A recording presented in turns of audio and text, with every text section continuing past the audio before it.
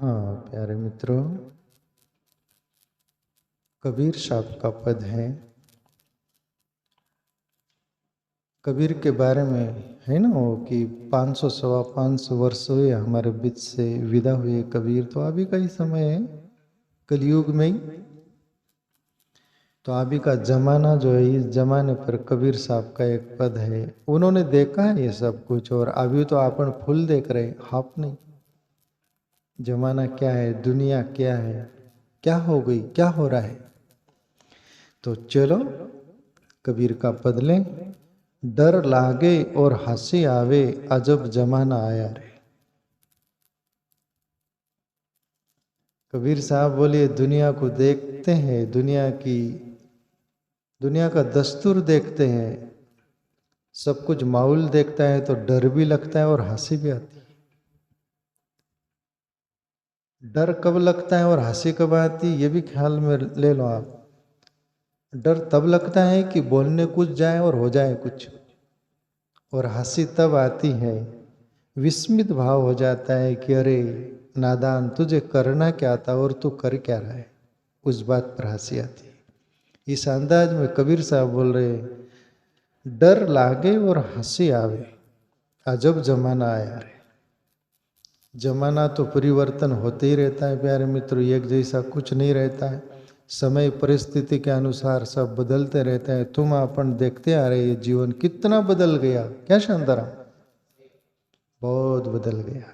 दिन प्रतिदिन बदलते जा रहा है। पर बदलना प्रकृति का नेम है, इसमें कोई बुरी भी बात नहीं है। आगे कबीर साहब बोले, धन दौलत ले माल खजाना, वेश्या नाच नचाया रे। मुट्ठी भर अन्न साधु, कोई मांगे कहे लाज नहीं आया रे। डर लागे और हंसी आवे, अजब जमाना आया रे। धन दौलत होगी, बुरे रास्ते से कमाया हुआ धन होगा तो बुरा ही रास्ता खोजेगा। आजकल काफी मात्रा में मनुष्य की प्रवृत्ति रहती कि 2 नंबर से धन कैसा हम कमा ले, और 2 नंबर का धन होगा तो रास्ता भी वही सूझेगा, मन उसका 2 नंबर का बनेगा, है ना। सभी कुछ, क्योंकि तुमने मकान किस ढंग से बनाया, उस ढंग का मकान होगा, उस ढंग का सब एक्शन होगा। ऐसा ही धन यदि गलत रास्ते से आया है ना, तो गलत ही सूझेगा। और नेकी का होगा, ईमानदारी का होगा, तो वो धन आप कमाओगे ना, तो आपको वो धन भी सगुन देगा। आप उसको खर्च करोगे तो 2 बार सोचकर करोगे, कहाँ करना, कहाँ नहीं करना, किस लिए करना, किस लिए नहीं करना। मैंने खून पसीना करके कमाया है, ऐसा नहीं है। और 2 नंबर का होगा ना, तो कोई पता चलता है क्या। अक्सर से अपने बाप दादों के हाथ की संपत्ति रहती, अपन धूलधास करते, कुछ लगता है क्या। क्यों, तुमने कमाया नहीं, वो तुमने कैसे कमाए वो तुमको मालूम नहीं, जानी नहीं, तो तुमको उसकी कदर क्या होगी। तो फिर कोई भी रास्ता अपनाओगे तो कभी भी धन नेक का होना, तो गलत रास्ते नहीं चलेगा जीवन। मुट्ठी भर अन्न साधु, कोई मांगे कहे लाज नहीं आया रे। साधु संतों पर तो बहुत वैसे भी वो रहता है मनुष्य दुनिया का, अभी ज्यादा, पहले नहीं था उतना, पर समय के हिसाब से अभी साधु वो जो मांगा करते थे वो भी बेचारे कम हो गए, क्योंकि अभी उन पर भी भरोसा विश्वास नहीं रह गया, और लोग भी वैसे हो गए, सब माहौल ही बदल गया। पर सच्चे संत के लिए भी अभी कबीर के टाइम में 500 साल वर्ष पहले, 450 साल पहले मान लो, तभी भी ऐसा ही माहौल रहा होगा। तभी तो कबीर बोले, या तो महापुरुषों को भूतकाल भविष्य वर्तमान तीनों का दिखता है, और तीनों के लिए बोलते हो। गाड़गे बाबा महाराष्ट्र में हुए, आप नाम सुने हैं। गाड़गे बाबा बहुत प्यारे संत थे यार, पहले जमाने में। गाड़गे बाबा बहुत सीधे सरल संत थे, मैंने देखा है उनको। मैंने देखा, आंखों से नहीं देखा, पर विज्ञान के जरिए देखा है। सीधे सिंपल थे और भिक्षा प्रवृत्ति करके जीते थे। गांव गांव झाड़ू साफ सफाई करते, उस पर जोर देते और इतना स्टिक बोलते थे, ये अंधश्रद्धा पर, इस पर उस पर बहुत बोलते थे वो। तो एक बार भिक्षा प्रवृत्ति के लिए गए, तो जिस घर गए वो, उस घर की वो जो स्त्री थी, और गाड़ के बाबा को देखकर गाली दी कि इतने बड़े हट्टे कट्टे हो साधु और भिक्षा मांगकर खाते हो, आपको लाज नहीं आती? कुछ काम करना चाहिए। भिक्षा आई थी लेने आ जाते और लकड़ा दे दी बड़ा और कुलाड़ी दे दी, ये लकड़ा चीर दे, फाड़ दे, तोड़ दे, फिर एक रोटी दूंगी भिक्षा में, ये काम कर दे। और बाबा जो थे वो कुलाड़ी लिए और लकड़े फोड़ देते हैं, जो जैसा बोला था वैसा कर दिए। फिर वो श्री बोली, अभी ले एक रोटी भिक्षा। तब बाबा जी, गाड़गे बाबा जी बोले कि माता जी आप नहीं चाहिए, आपने जो बोला मैं सेवा कर दिया, मुझे उसके बदले में आप नहीं चाहिए, रोटी नहीं चाहिए, कुछ नहीं चाहिए, और चले गए कहते हुए सही। तो आप जरा अंदाज लगाइए, एक महापुरुष संत अपने द्वार पर आए, भिक्षा मांगे थे और कुछ नहीं मंगा था आपसे। गृहस्थ का धर्म है कि कोई साधु अतिथि आ जाए तो एक रोटी देना, जो भी पानी देना, कुछ भी। तो कबीर साहब के जमाने में भी ये स्थिति रही होंगी, सब कुछ गाड़गे बाबा के साथ जो हुआ, इसलिए बोले ना कबीर साहब, मुट्ठी भर अन्न कोई साधु मंगे, तहाँ कहे लाज ना आया रे। अजब जमाना आया रे, डर लागे और हंसी आवे। आगे कबीर साहब बोले, कथा होए तहाँ श्रोता सोवे, वक्ता मूड पचाया रे। होए जहाँ कहीं सोंग तमाशा, तनिक न नींद सताया रे। डर लागे और हंसी आवे, अजब जमाना है रे। कबीर साहब बोले कि कथा होए ता श्रोता सोवे, वक्ता मूड पचाया रे। अभी श्रोता ही जैसे आप लोग बैठे हो, आप ही ऐसे डुकली मारो, सो, आलसी प्रमादी, किधर टांग ऐसा करो, पैर वो हाथ पैर सोने की मुद्रा में हो, और आपको तभी होगा कि आपको बैठाया गया है।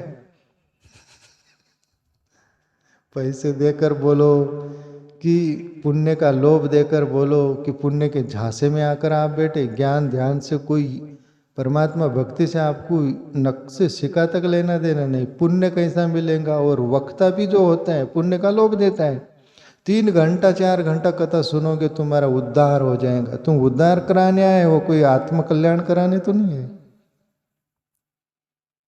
और फिर वो भी वक्ता बोलता है कि 4 घंटा तप करना पड़ेगा तब पुण्य मिलेगा।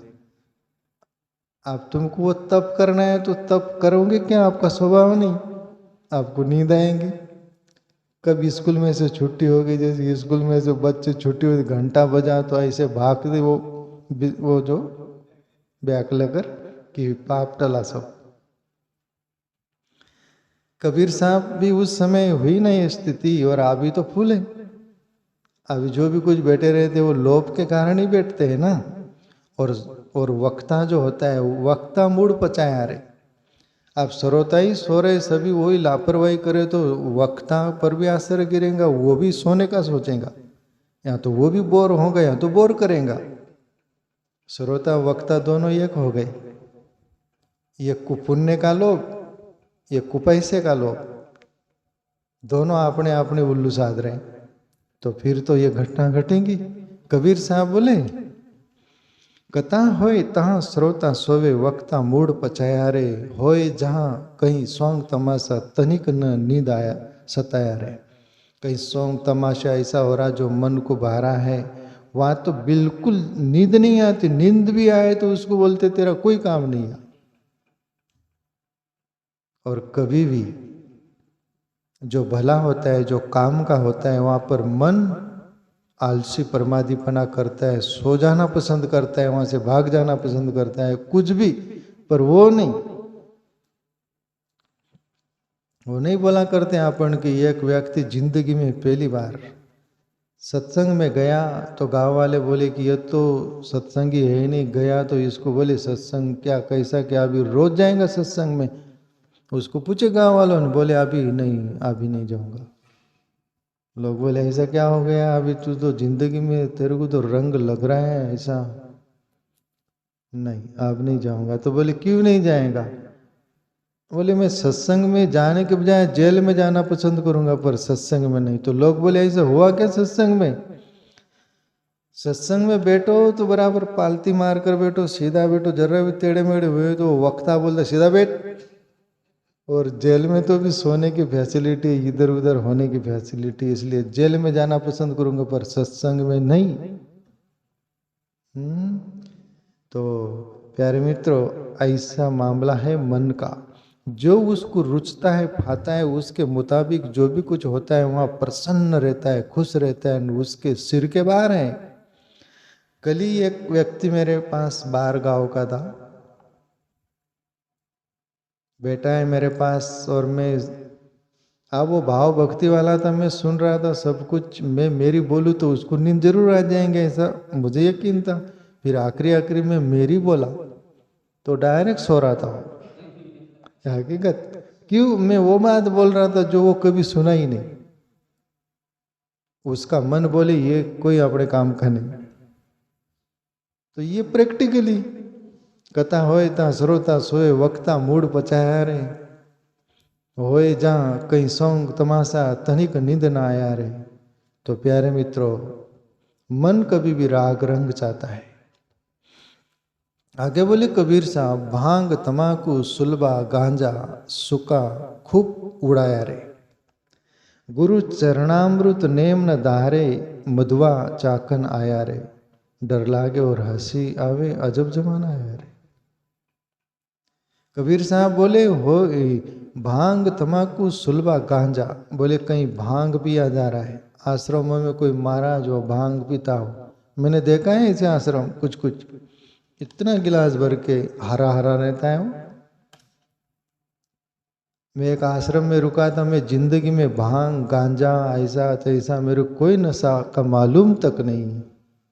मैं कोशिश किया तो थोड़ा पार घर पर था ना, मैं खले में सोता था तो वहाँ दारू की कैन शराब की लाते, तो मैं बोला ये है क्या चीज।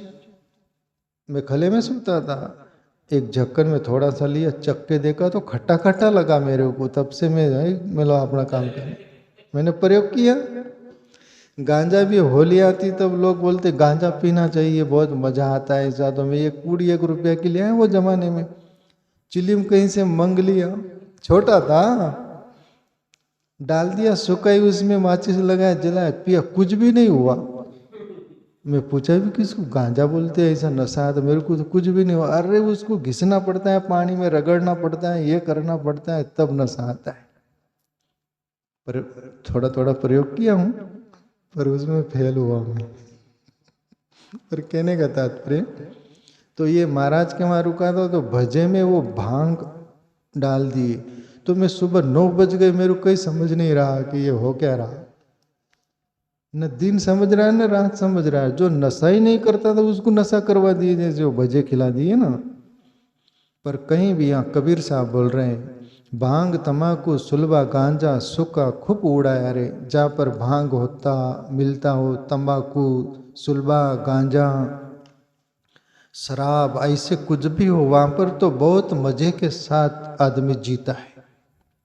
पर कोई गुरु सदगुरु की कुछ बातें हो कीमती, उसको सुनना पसंद नहीं करता। बोले अजब जमाना आया, डर लागे और हंसी आवे।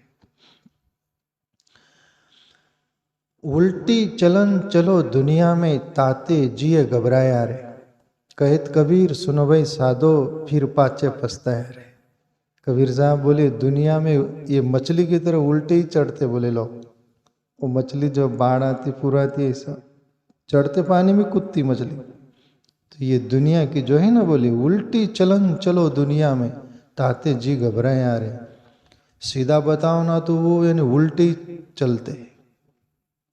दुनिया का उल्टा चलना है, उल्टा खेल है, इसलिए जी घबराया। उनका भी जी घबराता है और उनको जो देख रहे उनका भी घबराता है, अच्छे लोगों का।